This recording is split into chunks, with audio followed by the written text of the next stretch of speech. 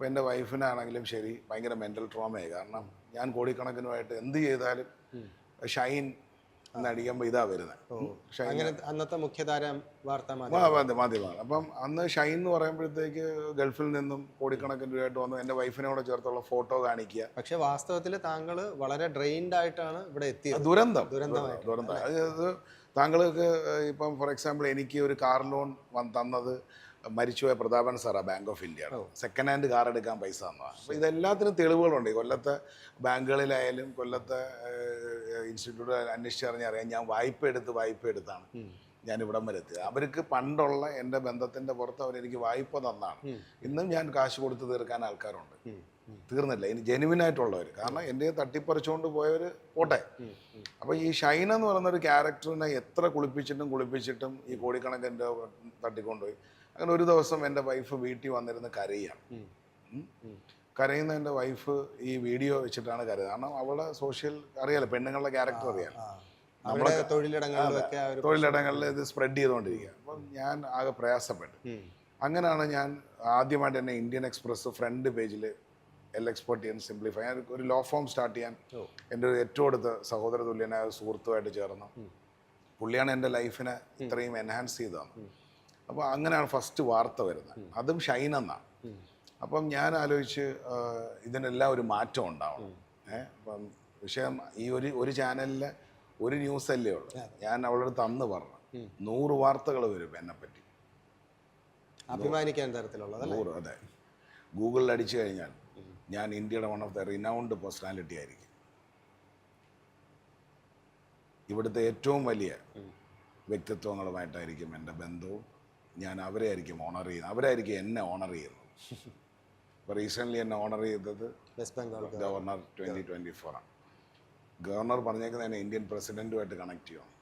Because of my porridge, എൻ്റെ കഞ്ഞിയാണ് അത് എന്നോട് എത്തിച്ചത്.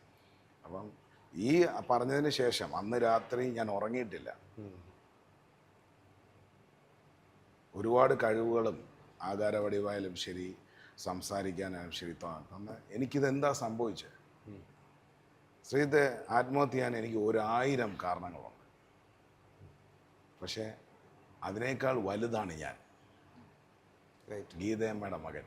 എൻ്റെ അമ്മ എന്ന് പറയുന്നതാണ് എൻ്റെ ഐക്കൺ. എൻ്റെ അമ്മ മരിച്ച് 10-20 വർഷമായി. അപ്പം ഞാൻ എപ്പോഴും ചിന്തിക്കുന്നത് എൻ്റെ അമ്മച്ചി ഉണ്ടായിരുന്നെങ്കിൽ ഞാൻ എന്ത് ചെയ്യും? ബാക്കി എല്ലാവരെയും വായിച്ചാണ്. എൻ്റെ അമ്മയായിരുന്നു എൻ്റെ കൂടെ ഉണ്ടായിരുന്നെങ്കിൽ അമ്മ എൻ്റെ അടുത്ത് എന്ത് പറയും? എൻ്റെ അമ്മയുടെ കൂടെ പോലും ഞാൻ വളരെ കുറച്ച് വർഷങ്ങളെ ജീവിച്ചിട്ടുള്ളൂ. പക്ഷെ ആ കുറച്ച് വർഷങ്ങളിൽ നിന്ന് പിക്ക് ചെയ്തിട്ടാണ് ഞാൻ പറയുന്നത്. അപ്പം അങ്ങനെയാണ് ഗീതാ സോൾ കിച്ചൺ ഉണ്ടാവുന്നത്. എൻ്റെ ഇന്നത്തെയും എൻ്റെ വിഭവങ്ങളുടെ ഇൻഗ്രീഡിയൻസ് ഗീതാ സോൾ കിച്ചണാണ്. ഇതെല്ലാം കണക്റ്റഡ് ആണ്. ഞാൻ പറഞ്ഞത് മനസ്സിലായി. ഷൈൻ എന്നുള്ള പേരുമാറ്റത്തിനെ പറ്റി ചിന്തിച്ച് പല പേരുകളും പലരും സജസ്റ്റ് ചെയ്തു.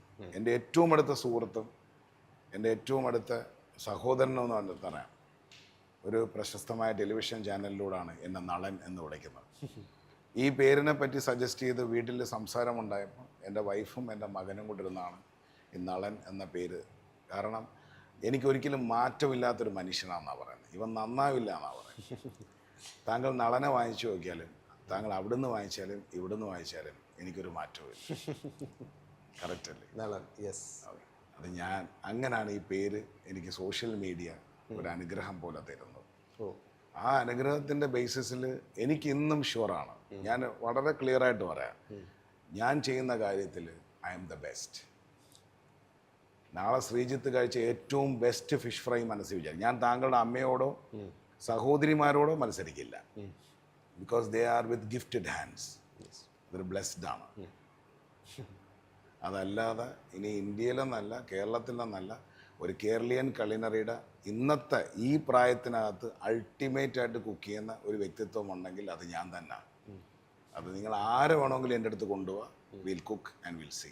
അതിന് ഏറ്റവും കൂടുതൽ അക്നോളജ് ചെയ്ത വ്യക്തിത്വം കേരളത്തിൽ നിന്നും KK Nair sir, chef, the executive chef, retired from Taj group, who cooked for queen Elizabeth and who shook hand. അതായത് ക്വീൻ എലിസബത്തിന് ഫുഡ് ചെയ്ത് കൊടുത്ത് ഷേക്ക് ഹാൻഡ് വാങ്ങിച്ച KK നായർ സാർ എൻ്റെ ഫുഡ് കഴിക്കാൻ വന്നു. ആ സാർ എന്നെ ഇന്നും കാണുന്നത് സാറിൻ്റെ ബെസ്റ്റ് എന്ന രീതിയിലാണ്. എൻ്റെ മെൻറ്ററാണ്, എൻ്റെ ഒരു ബിഗ് ബ്രദറിനെ പോലാണ്. ഈ 16-ാം തീയതിയും എൻ്റെ പ്രോഗ്രാം അറ്റൻഡ് ചെയ്യാൻ വരുന്നുണ്ട്. ഓ. സാറ് പറഞ്ഞത്, സാറിൻ്റെ അനുഗ്രഹത്തിൽ ആ വാക്കുകളിൽ നിന്നാണ് ഈ നളൻ എന്ന് പറയുന്ന വ്യക്തിത്വത്തിൻ്റെ അടുത്ത ലെവലിലേക്ക് ഞാൻ എന്നെ ഗ്രൂം ചെയ്തു. യെസ്. അതൊരു ചമ്മന്തി അരച്ചാലും ശരി, I will be the best and I am the best. Great, true inspiration words ആണ് അത്. ആക്ച്വലി നേരത്തെ പറഞ്ഞപ്പോഴേ ഈ ഞാനിതെല്ലാം തിരുത്തി പറയിക്കുന്നൊരു ദിവസം വരും, അല്ലെങ്കിൽ 100 പത്രങ്ങളിൽ എന്നെക്കുറിച്ച് നല്ലത് വരുമെന്ന് പറയുന്നത് ആക്ച്വലി അതൊരു ഗൂസ് ബംസ് മൊമെൻ്റ് ആണ്. ആക്ച്വലി അത് കേട്ടിരുന്നപ്പോൾ തന്നെ വലിയൊരു കാര്യമാണ് ശരിക്കും പറഞ്ഞാൽ. എന്ന് വെച്ചാൽ നമ്മുടെ ആ ഒരു കോൺഫിഡൻസ്, നമ്മൾ ശരിയാണ് എന്ന് മറ്റാരും വിശ്വസിച്ചില്ലെങ്കിലും നമ്മുടെ ഉള്ളിൽ ആ ഒരു ശരി ഉണ്ടെങ്കിൽ മാത്രം ഒരാൾക്ക് പറയാൻ പറ്റുന്ന വാക്കുകളാണത്. അതും താങ്കൾ ഒറ്റപ്പെടുമ്പോൾ, എക്സാക്ട്. താങ്കളെ ചുറ്റിലും താങ്കളുടെ കഴിവുകളെയോ ഇല്ലെങ്കിൽ താങ്കൾ ഇനിയും വീഴാൻ ചാൻസ് ഉണ്ട് എന്ന് ചിന്തിക്കുമ്പം താങ്കൾ ഒറ്റയ്ക്ക് എണീറ്റ് നിന്ന്, അതിനകത്ത് ഒരുപക്ഷെ താങ്കളുടെ വീട്ടിനകത്തുനിന്ന് പോലും ഒരു സപ്പോർട്ട് വേണമെന്ന് നിർബന്ധമില്ല. കാരണം അവർക്കും പേടിയാണ്. അതെ, അതെ. ഞാൻ പറയുന്നത് ക്ലിയർ അല്ല. അപ്പം എന്നെ സംബന്ധിച്ചിടത്തോളം ഞാൻ ഇവരാരതുമല്ല, ഞാൻ ഗീതയമ്മയുടെ മോനാണ്, ഞാൻ വിജയൻ്റെ മോനാണ്. അപ്പം ഞാൻ എപ്പോഴും ചിന്തിക്കും, നിങ്ങളായാൽ പോലും ചിന്തിക്കേണ്ടത്, നിങ്ങളുടെ അമ്മച്ചി നിങ്ങളെ കൂടെ നിന്നാൽ, നിങ്ങളുടെ അച്ഛൻ നിങ്ങളെ കൂടെ നിന്നാൽ നിങ്ങൾ എന്താവും. കാരണം നമ്മളെ ജീവിതത്തിൽ നമ്മൾ നശിച്ചു പോകരുത്. എൻ്റെ കാര്യമാണ് പറയുന്നത്. എൻ്റെ അമ്മ എന്ന് പറയുന്നത് ദ ക്വീനാണ്. So if you are born for a queen, then who you are matters, അല്ലേ? യെസ്. ഇപ്പം താങ്കൾ തന്നെ ചോദിക്കുകയാണ്, if you are born for a queen, then who are you? Be so be it. Yes, correct. Simple അല്ലേ? Yes.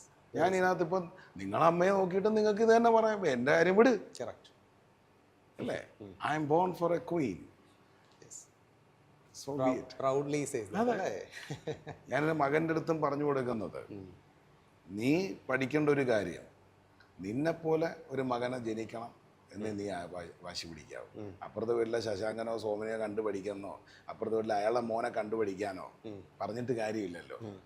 നമ്മൾക്ക് ജനിക്കുന്നത് നമ്മളെപ്പോലെ ഇരിക്കണം, നമ്മളായിരിക്കണം. അപ്പോൾ എൻ്റെ അമ്മച്ചി ഉണ്ടായിരുന്നെങ്കിൽ എന്ത് ബോൾഡായിട്ട് കൂടെ നിൽക്കും. അത് മതി, ആ ഒരു ഒറ്റ ശക്തി മതി. അതാണ് മാതൃത്വത്തിൻ്റെ രുചിക്കൂട്ടുകൾ എന്ന് ഞാൻ അവകാശപ്പെടുന്നത്. എൻ്റെ അച്ഛൻ ഒരു പൊളിറ്റീഷ്യനോ അമ്മ സിനിമാ നടിയോ ഒന്നുമല്ല. പക്ഷേ ഇൻഡസ്ട്രിയിലുള്ള ഏറ്റവും ടോപ്പ് പൊളിറ്റീഷ്യൻസ് ആൻഡ് ഇൻഡസ്ട്രിയിലുള്ള ഏറ്റവും ടോപ്പ് സെലിബ്രിറ്റീസ് ഈ കൈ കൊണ്ട് ആഹാരം കഴിച്ചിട്ടുണ്ട്. എനിക്കതൊരു വലിയ കാര്യമല്ലേ? ഉറപ്പായിട്ടും 100% വലിയ കാര്യം തന്നെയാണ്.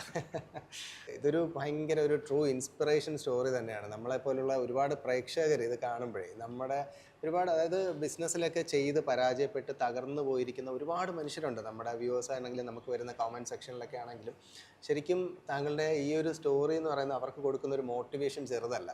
കാര്യം ഇത് വെറുതെ ചില വാക്കുകളിൽ പറയുന്നതല്ല, ജീവിതം ജീവിച്ച് തെളിയിച്ച് കാണിച്ച ആളാണ്, അല്ലേ? അതൊരു ഒരിക്കലും നമുക്ക് അതിനെ ഒരിക്കലും നിസ്സാരവൽക്കരിച്ചോ അല്ലെങ്കിൽ വെറുതെ ഏതെങ്കിലും മോട്ടിവേഷൻ ബുക്ക് വായിച്ചോ പറയുന്നതല്ല. ലൈഫ് കൊണ്ട് എക്സ്പീരിയൻസ് ചെയ്ത കാര്യമാണ്.